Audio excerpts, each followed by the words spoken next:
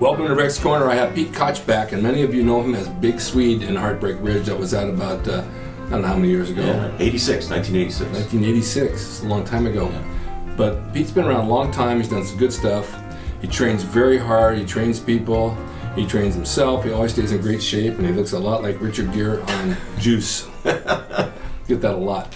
But the Heartbreak Ridge thing was what I remember seeing it and seeing you in that, and then here we are friends today. Who would have known, you know? Yeah, I appreciate that. You know, I was been an actor since the early 80s, and I was playing football in the NFL at the time. I was playing with the Kansas City Chiefs, and I'm living in Los Angeles in the off season, and I got cast as Swede in this Clint Eastwood movie, Heartbreak Ridge. And who would have known that all these years later that the movie is something of a perennial, and it's really been embraced by the military and people around the world. It's been great fun.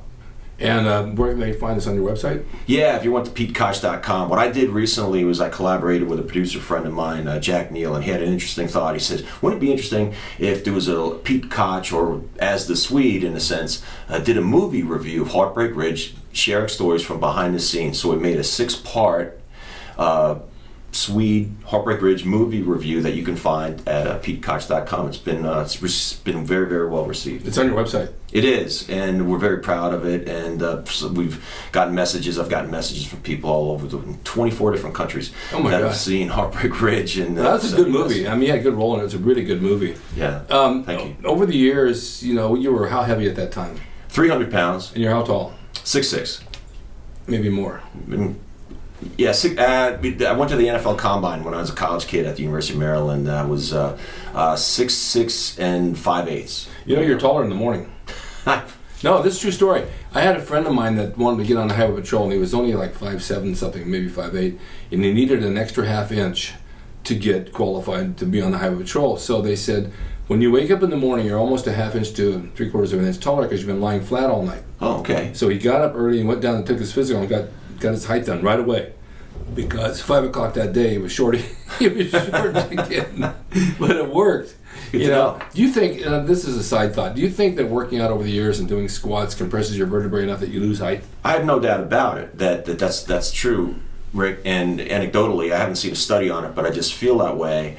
And as part of some of the physicals that I'm involved in, the NFL, retired NFL, and the Players Association, they, as part of that, they offer physicals, healthy heart check physical. I'm actually going to one very, very soon, and they're free to former NFL players. And as part of this multifaceted healthy heart check for former NFL players, they also take your height and weight. And so they had me at like 6'5" 3/4", indicating I might have lost like a half an inch. But I'm very conscious of not losing height. And everybody should be. It's not a matter of being very tall or whatever height that you are. One of the things that I do to make sure that I'm retaining health in my spine is that I hang from the pull-up bar when I first get to the gym. It's part of my warm-up. I just hang. Now, hopefully your hands are strong enough to do it, and that could be an issue, but you want to develop that strength. And I just hang, and I just let all the muscles and tendons that are linking together, the bones in my back, I let all of them stretch this way, and it's a very good and healthy thing to do. I had a friend that was on my show, and he was... he told me that if he had a shoulder problem. He had impingement and it kept bothering him like this. He said, no surgery. He went in and he would hang all the time on the chin-up bar. He said over a period of time, he read an article on this, that it opened the shoulder up and it let it breathe, and pretty soon it healed up. I agree. So there's every single solitary good reason as part of, I would say, is as part of sort of a prophylactic, just maintenance of yourself, is you want to take care of your cardiovascular system, do some exercise that's going to make you breathe heavy, whether it's on the bike or running or step mill or hikes that really exert you.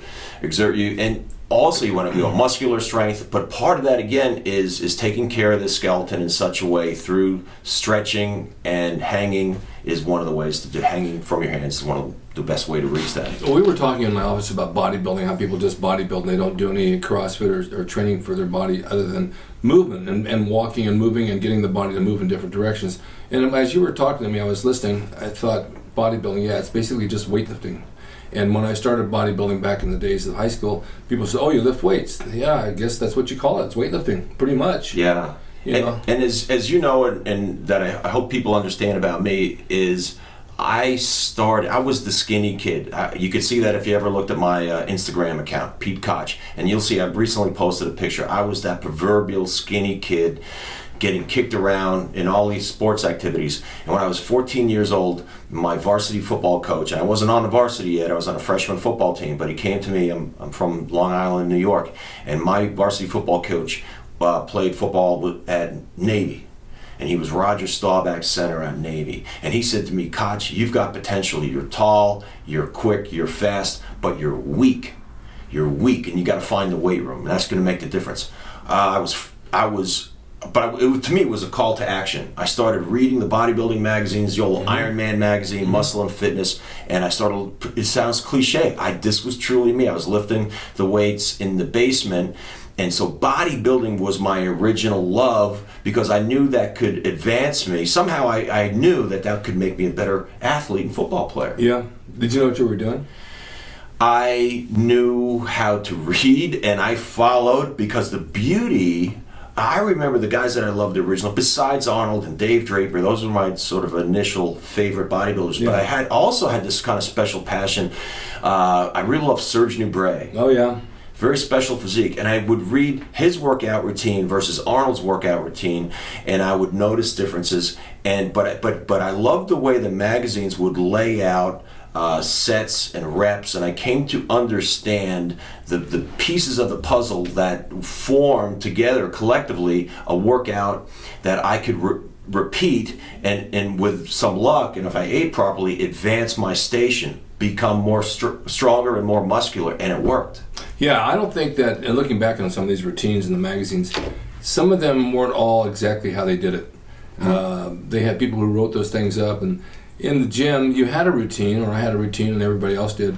And you'd go in and you'd work the body part. Let's say you're doing chest. You're going to do flat bench, incline presses, and cable crossovers. And then the next time you might do flat bench dumbbells, and you might do incline on a Smith machine, and you might do dumbbell flies.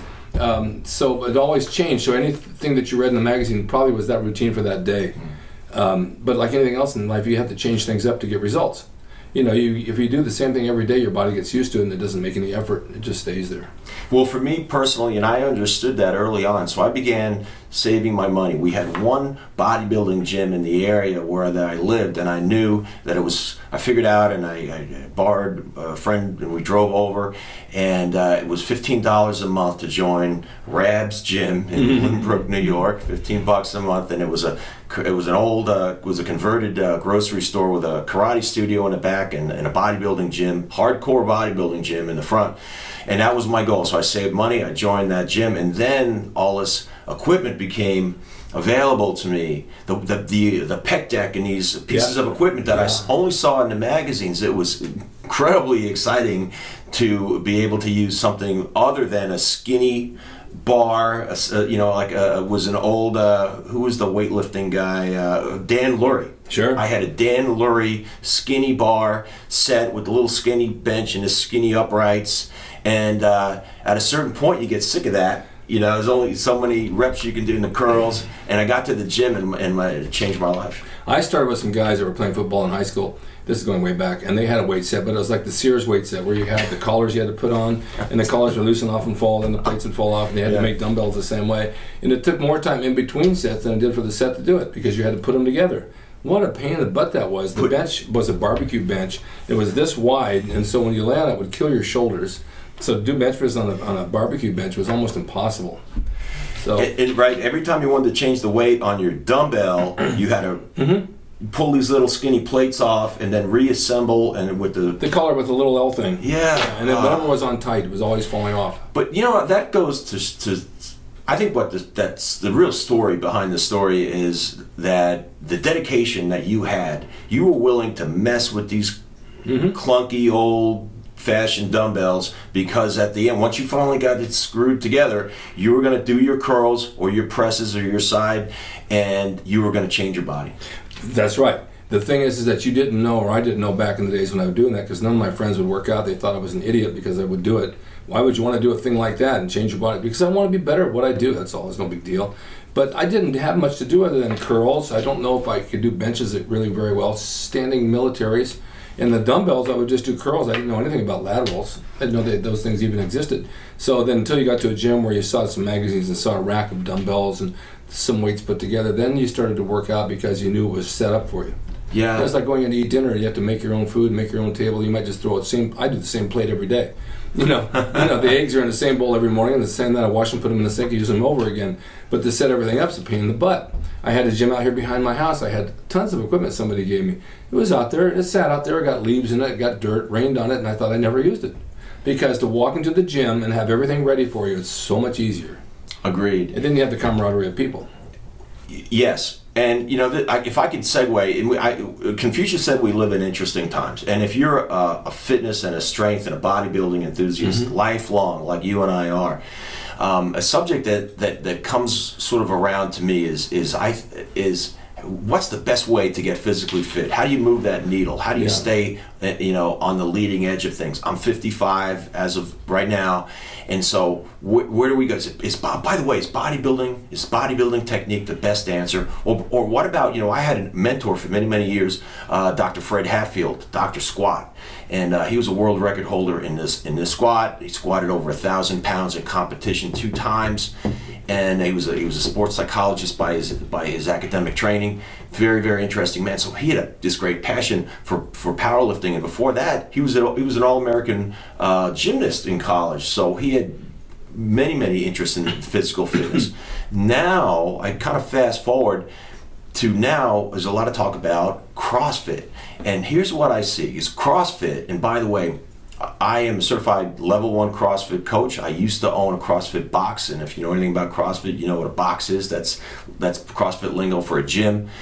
And I really embrace CrossFit. And so many people, too many people, view bodybuilding and CrossFit as 2 ends of the spectrum, and never should they meet. I think that's exactly wrong. I love bodybuilding. That's where my roots are. But as I got older, I loved all of the parts, the multiple components of CrossFit, including the swinging of kettlebells, for example, running, jumping, jump rope, some very, very athletic things. Yeah. It's just a matter of finding time. You're in the gym for a limited time, so you spend 45 minutes on the workout, then you add this, and then you add stretching.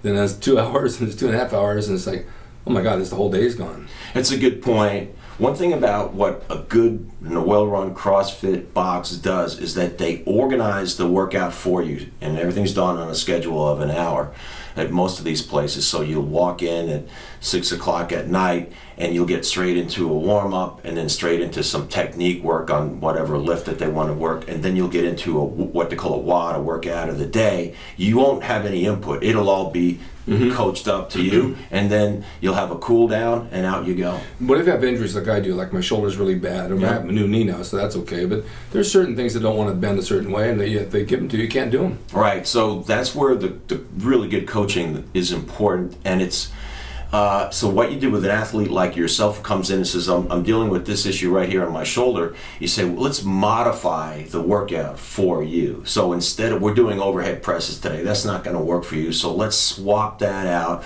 for example, with some, maybe you can do push-ups, because maybe in this sagittal plane, you're able, that shoulder's going to work fine. So we might just swap that exercise out for you. I see how that works. So, yes, so we might completely modify the exercise or completely swap out for something that you can do to get I wondered about that, because in the gym, there's certain things I can do, and there's certain things I can't, and then some days I can, and some days I can't. Depends on how I wake up and what's hurting me. First it was this shoulder, now it's this shoulder, and I don't even know why. It's like frozen. I can't even shake hands. I go, it's like, And I talk to so many people that have the same thing. I know guys in their 20s that have the same injury. It's not anything that over years did it to me. It's just whatever happened. Yeah, so I've been very fortunate over the years to work with some very, very strong sports medicine people, including Dr. Rob Huizinga, was when I played for the Los Angeles Raiders back in the day with Howie Long and Marcus Allen and those guys. Rob Huizinga, who's an internal medicine, sports medicine guy, who was an All-American wrestler in college, so he really understands the athlete. And so I've been working with him on and off for years with different patients and people that he would refer to me. And one thing I've learned from him is that when you have a problem, like whatever your problem is, The first thing is you need a diagnosis, because you can't help somebody get better, whether it's a medical doctor or a physical therapist or a chiropractor or a trainer like me who's got a background in corrective exercise. Yeah. You can't help anybody get better until you know exactly what the problem is. That's called a diagnosis. So diagnosis first, and then find out which direction is going to best help you. Well, on mine I have bone on bone in the socket. The socket's compressed, it has arthritis, and it's almost frozen. So then we can have surgery, but surgery, I've seen people have this for 6 months. They're like, they can't even move. And then I think I got to shower and comb my hair and shit. How am I going to do that? You know? This becomes a shower and have to comb my hair. This is a quality of life, issue. It falls in there. Yeah. This might be very likely. We're just saying here that it might be an optional exercise. An optional surgery for you. Better yet, might be physical therapy, or maybe you let this thing run its course. Because part of the challenge for doctors that are diagnosing these orthopedic issues is never forget that sometimes they rectify themselves. There's no question about it. My left shoulder was like that for a long time, and my right one was fine. Then all of a sudden my left shoulder is fine and my right one hurts. So eventually it will go away. There's certain things in the gym, like I tried to do some pressing on the Smith machine, and about the fourth rep I felt like and that's what's caused it again. It was bad, but it made it worse. Now today it's not too bad.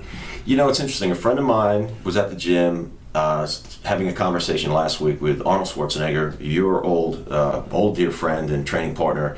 And one of the things that was related to my friend, when they were just talking about just their general fitness, and because Arnold's at the gym all the time, he looks really good. Yeah. And he said, I've got a few things in the shoulder and this and that bother me. He said, thank God for the machines. It's really helping me keep it together. It does. There's no question about it. I don't do the free weights at all anymore. I don't even touch the dumbbell. I used to, but I'll sit and think, like maybe last night, well, today I'll go and I'll do the dumbbell presses. And I get there, I say, I think I'll do the machine.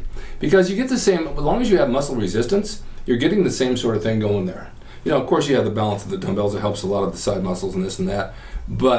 And I could probably still do them, but I don't want to injure it again. Yeah. The only thing that I would discuss as we get older, and to make people think about when you're getting older, is that think of mobility and locomotion. At the end of the day, you want to make sure that you have the strength is one important component of mobility, the ability to get up out of the chair and get to wherever you need to go. Mm-hmm. Because here's a terrible statistic: the number one reason that seniors lose their independence, that dreadful call where they have to call if they've got children, hopefully, then say, I need to live in I need to either move in with you or an assisted living home. Yeah. The number one reason is they can't get off the toilet. Now, let's think about this for a second. What is getting off the toilet? It's a squat. It's getting out of the hole in the squat, or it's a deadlift. That's what it is. You're flexing and extending at the ankle, knee, and hip. That's it. So what's required to get out of a deep squat? If I put you in a deep squat position and didn't have any handles around you, and I said, now stand up, what would preclude you from being able to do it would be, well, maybe you're not strong enough, or maybe you just don't have the coordination or sort of the flexibility to get out of that position with any strength. So one of the things I tell people, as you get older, don't lose track of squatting. You might like the machines, but even if it's just body weight squat, we call that an air squat in CrossFit. It's very, very important, because you don't want to be the person that can't squat any longer, because then you're going to lose your independence. Boy, that's so true. I was thinking the whole time we were talking about this. In the physical therapy, I had a knee replacement last January. Okay, so even before then, I had a hard time getting up out of the chair because my knee was shot. It was bone on bone. It was shifted over. The joint was really ugly. And I had many, many years of this. I'd go somewhere, I couldn't walk as far. I couldn't get out of a chair. I couldn't go up steps. I couldn't go down steps. And it was driving me insane. And the leg was getting bow-legged. I looked like a one-legged, bow-legged cowboy. And it was really funny looking. So once I had the knee replacement done, I said, okay, I'm going to have to use the toilet. I got a riser for my toilet seat. It's about this much bigger. What a pleasure it was to have that, because it got me up and down. And I could get up and down. And then one day I said, I got to get rid of this. I don't want to become a crutch to it, because even my couch was the same way, getting off the couch and rolling a certain way to stand up. You think like an athlete. That's awesome, yeah. Yeah, so my therapist said to me, she says, when we were giving me therapy, she says, now you're going to go stand up, lean way forward, and then stand up, which I did. And it changed my body weight to a point where my legs would just bring me right up. Now I use the toilet and I don't have a problem getting up. And it's a weird thing to talk about, but the toilet level is the standard level everywhere you go, in motels, hotels, wherever you go. So you need to get up from them. Some have rails. I put a rail in mine to get up, but the rail didn't really help me. It just, I don't know, just couldn't grab it right. I want one in front of me. But that's important, just to squat even your own body weight out of a chair, get out of the chair, get down the chair, get up, get down, and realize that this is going to give you the strength enough to get up and down. Now, this is not going to happen to a lot of you younger guys, but you younger guys won't be young forever. You're going to be older one day, and then even older than me, because I'm not going to get any older. And so, and I see this all the time with elderlies, and you know, you can't criticize whether a lot of the days youth, they're compassionate to the point that they criticize, I look at that old guy, he can't move. People have called me an old guy. I don't think I'm an old guy. They think I am, but I don't. And I just think that squats, like you said, I won't squat with the weight anymore. No, but since the new knee, I can squat. I can do leg press and I can do hack squats, and I can do anything. If I sit in a chair and in the gym or a stool and hold a weight and get up and down, that's just as good. I love to hear that. So let's to kind of summarize that, and I think we're on the same page, is bodybuilding is absolutely awesome. We are in the business of building our bodies at any age, and it's never too late to start, and it's never going to stop, right? The minute you stop, I mean, to me, just there's no reason to throw some dirt on, I'm done, right? However, don't lose track of the innate athleticism that goes into the human body, the human movement. Let's face it, I love bodybuilding, but there's no particular performance aspect of it. The training I love. I've never competed. The thought of wearing a swimsuit and getting on stage and posing, that never really appealed to me. And let's face it, it's a beautiful expression of the human body, but it's not to be confused with making a diving catch in the NFL or an incredible grab at shortstop in Major League Baseball. It's not that level of athleticism. No. So that's okay. That's not a criticism. I love bodybuilding. However, as we age, some of that athletic movement, the mobility, again, and the flexibility involved, let's not lose track of that. Let's incorporate that into a well-rounded workout routine. Well, Steve Garvey was on the news the other day. He was talking about playing baseball, and he was one of the best. And he's older now, and he says, I can't go out and do what I used to do. I don't have the skills, momentum that I had back then. Steve Austin was here last year, and I said, when are you going to go back in the wrestling? He says, I've been off 14 years. If I was to get back in the ring, I'd have to come out here to your ring every day for 5 months to get my ring rust off to get in shape again. Because if you don't stay with it, it falls away to some point.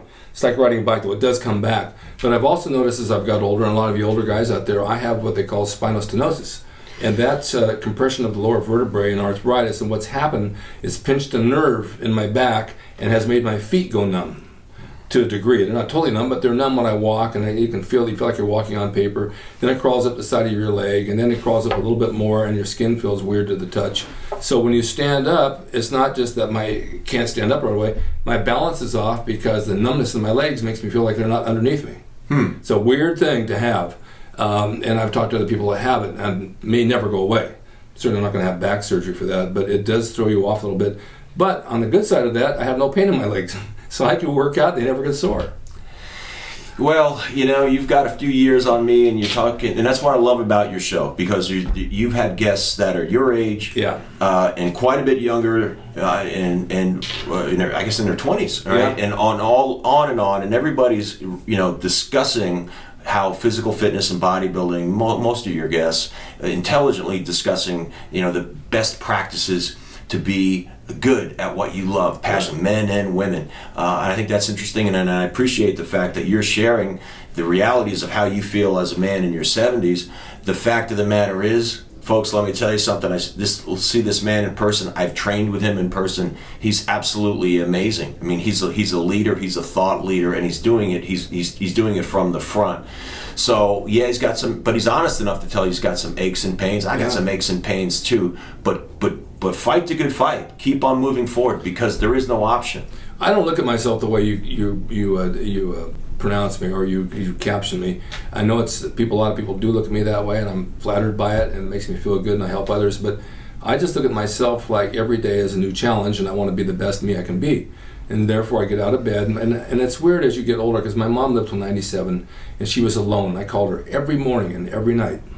to check on her to make sure she was still alive. And I thought of her, she says, you don't know what it's like to be alone. I'm alone all day and all night, and there's nobody here to even care what goes on with me. And I thought about that the other day. I got out of bed, and I'm sitting on the edge of the bed, and I'm thinking, okay, I got to get up, make breakfast, and go to the gym. But unless my mind says get up, I'm not getting up. The body's not going to get up on its own, and it's not going to put its shoes on and go do this unless your brain tells you. So you've got to keep your brain sharp. You got to have your mind sharp, knowing that this is what controls your body. It's like a snake. Wherever the head goes, the body follows. So a strong mind, strong body. And through the injuries and through the things I've had done to me, yes, I go to the gym. Most people will be sitting home. People say, why aren't you just home sitting on the couch? I said, doing what? I don't want to feel sorry for myself. I have this body. It has to last me a lifetime. This is my instrument. This is what I get from point A to point B. I take care of it. You take care of your car, you change the oil, hopefully. You take care of your body, you change the oil, and you feed it properly. So you have a lifetime to do this. That way it will extend how long you live and how good you feel about yourself. That was a lot to say. That was awesome. No, that was a beautiful monologue, and I appreciate that. It's heartfelt. Can I add one thing to that? And we were talking about this just a little bit earlier, is the social aspect to it. Yeah. I know this. You're a very outgoing, gregarious man, popular man, well known when you walk in a gym, whichever Gold's Gym you walk into, people start greeting you. I've seen it myself. However, that's part of that recognition that you've earned, and these are friendships that you've developed. Yes. And how does I've got friends myself. It makes me feel great when that's that social aspect. So that's that's the best part of my day, honestly. I mean, maybe it sounds, I don't know if that sounds contrite, but going to the gym is the best part of my day. I totally agree with you. Getting up in the morning, going to the gym to me is like going to the office. These are all my friends. These are my friends like I had in school. They're friends in my office. They're part of my business. Bodybuilding is my business. Pro wrestling is my business. The show is my business. So when I go and I meet people in the industry or their friends and I have interesting conversation, I bring them on my show. I've gotten to a point in my life where I always have had this. My mom used to laugh at me. She says, everywhere you go, Rick, everybody knows you. And I moved here from Bakersfield. I said, Mom, I'm not going to know anybody in LA. She says, within 2 weeks, you'll know everybody. Sure enough, I moved to Santa Monica and I knew everybody within a short period of time. Then I bought a house here in the valley. I said, Mom, I'm moving to the valley. I don't know a soul. I have all my contacts at the beach.